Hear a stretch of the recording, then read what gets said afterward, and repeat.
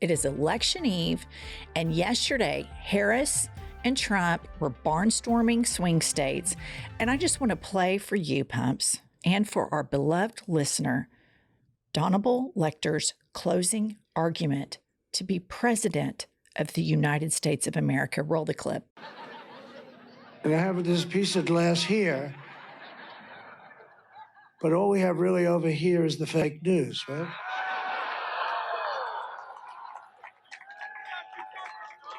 And to get me, somebody would have to shoot through the fake news.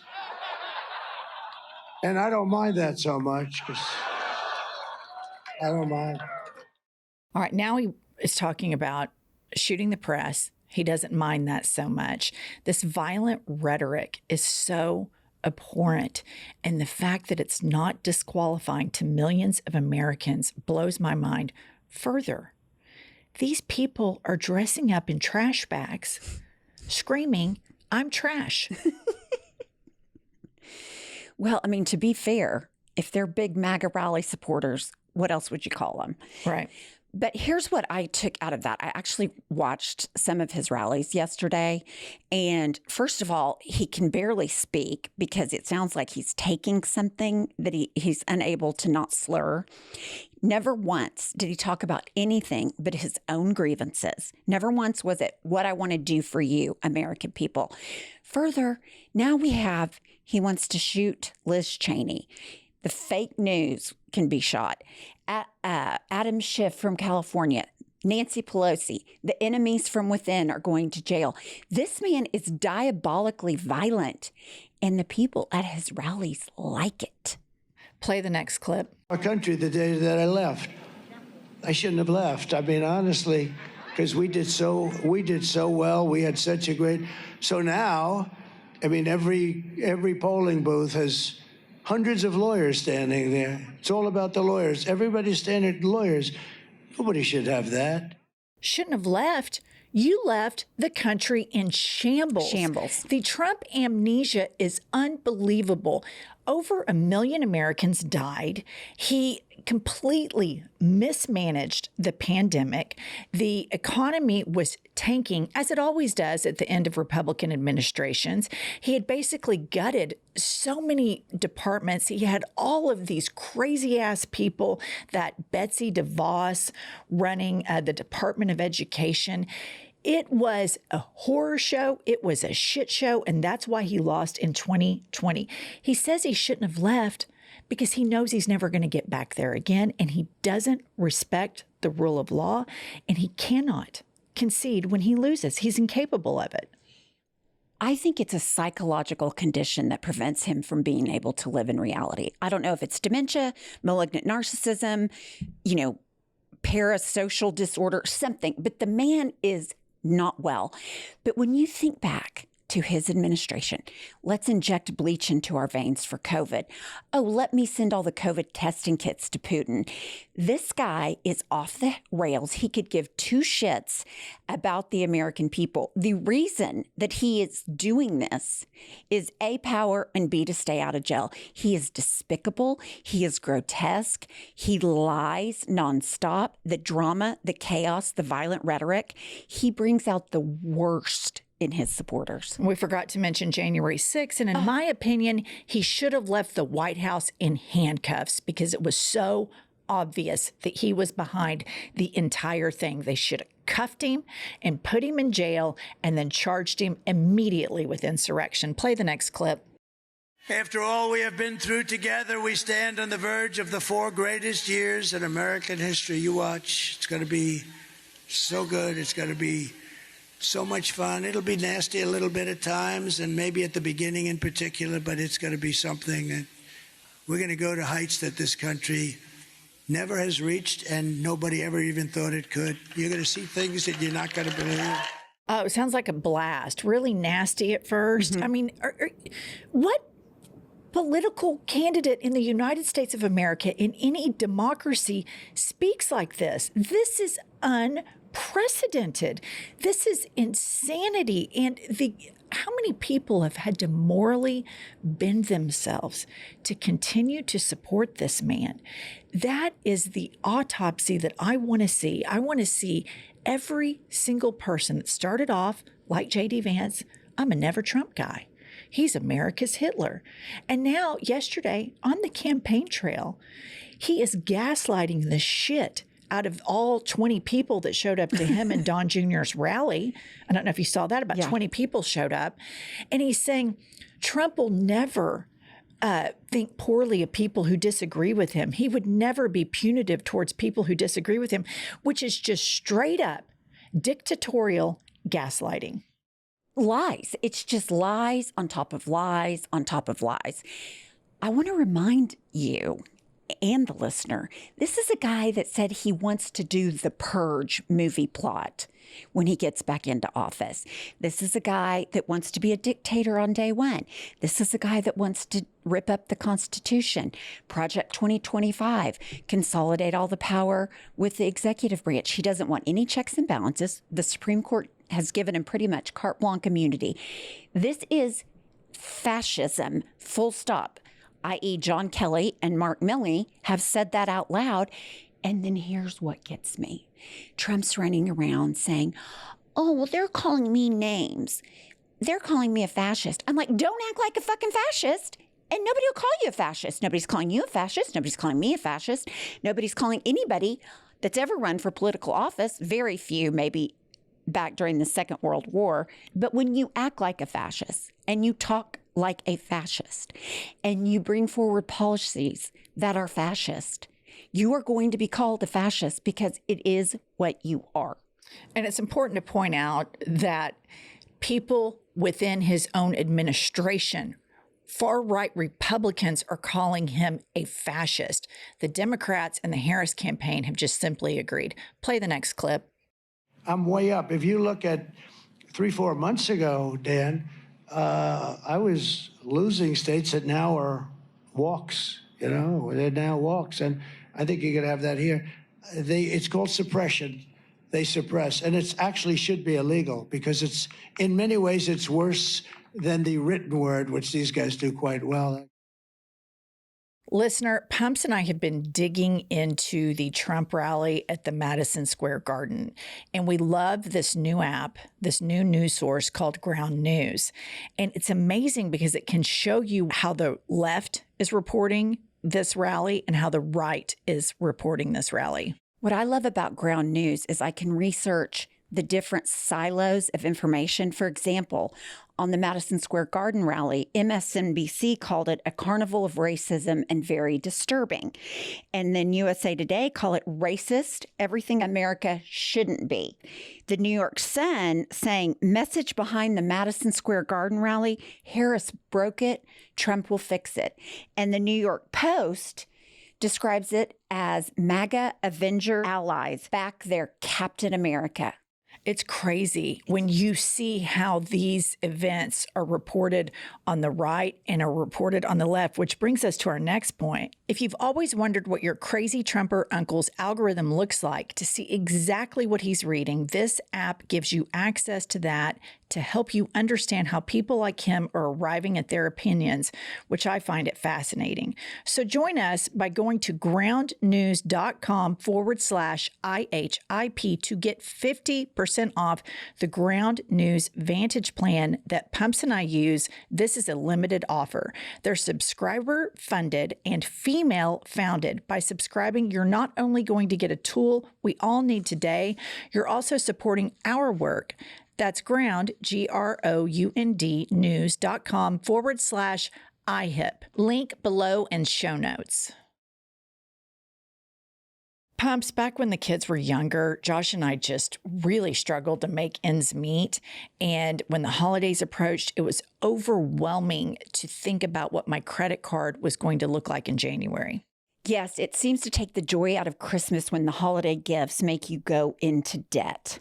No one wants to think about debt, but the cold, hard truth of it is many of us will get deeper in debt during the holidays. Last year, half of American consumers took on debt to pay for the holidays.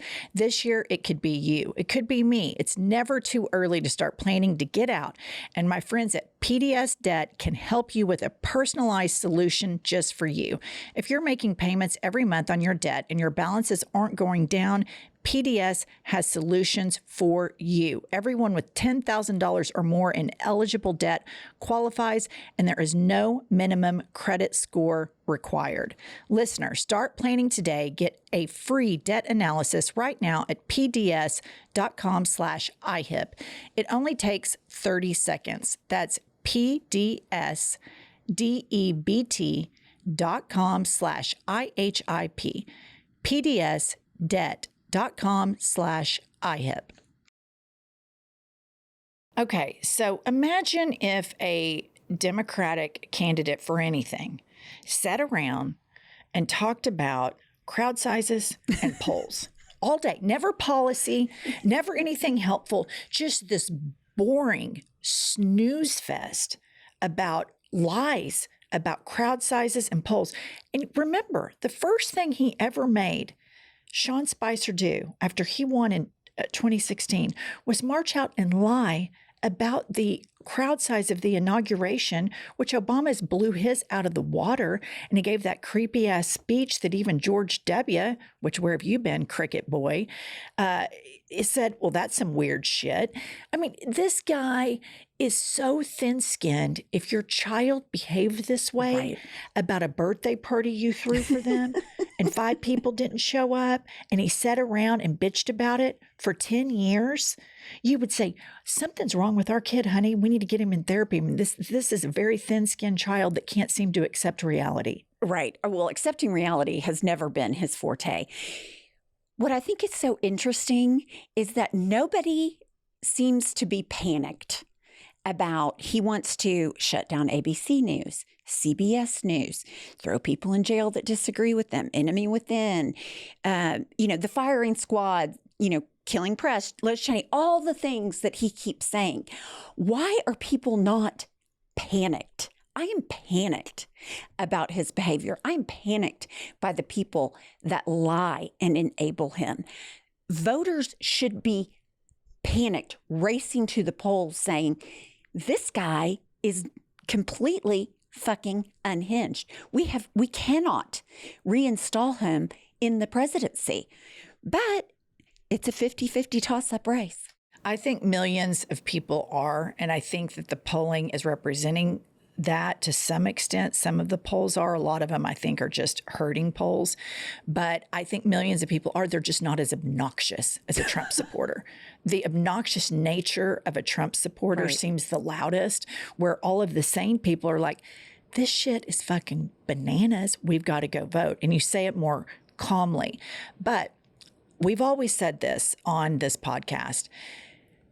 When you vote for somebody for president, you're voting for their judgment to pick and surround their administration with people who are going to provide the best public service for a very powerful nation that has a lot of powerful weapons and a big, big economy and 330 million people. So it's very important, the judgment that a presidential candidate has and who they surround themselves with.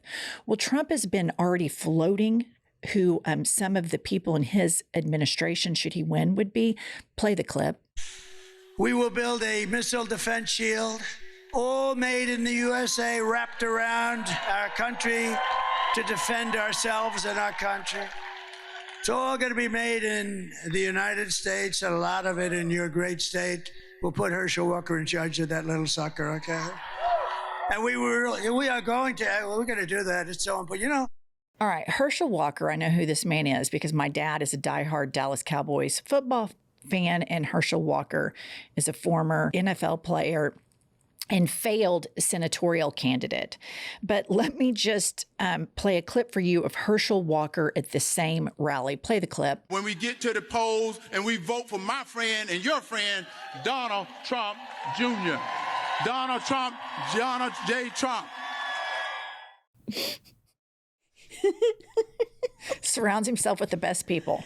This All the best guy people. can't even Donald Trump Jr. Donald fucking nailed it, Herschel. Let's put him in charge of missiles. Right, absolutely. He's your missiles guy for sure. I mean, it is trickle down incompetence on steroids.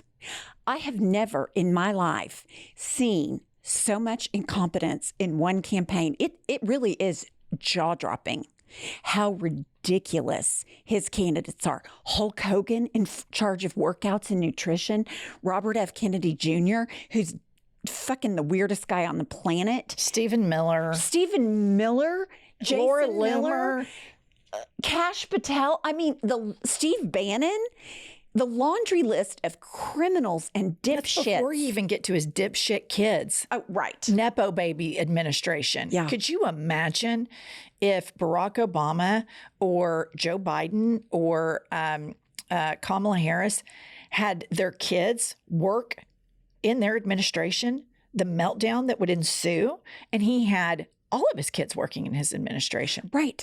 And I just wanted to point this one thing out. Part of the Project 2025 Donald Trump idea plan is to revoke security clearances. So nobody needs to have a security clearance.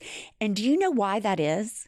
Because they can't pass it. Yes. They cannot. The people he surrounds himself with cannot pass a security clearance.